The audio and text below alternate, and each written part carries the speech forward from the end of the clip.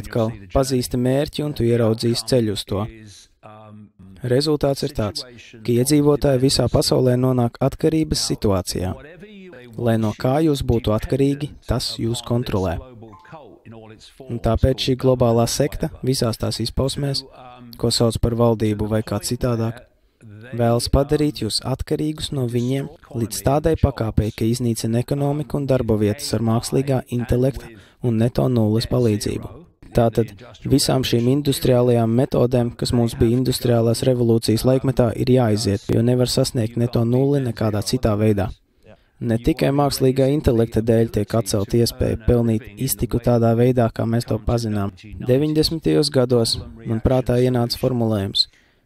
Es atceros to. Problēma, reakcija, risinājums. Tiek radīta problēma vai problēmas ilūzija, piemēram, Covid. Jā, Covid, un kā klimata pārmaiņas. Un klimats pastāvīgi mainās, un jūs vēlaties, lai sabiedrība reaģētu šādi. Kaut kas ir jādara, ko tur var darīt, un tad tie, kas slepeni ir radījuši problēmu vai tās ilūziju, piedāvā risinājumu problēmai, ko paši ir radījuši. Tātad, ja jūs pārdodat ilūziju par cilvēku izraisītām klimata pārmaiņām, tad jūs varat piedāvāt risinājumu.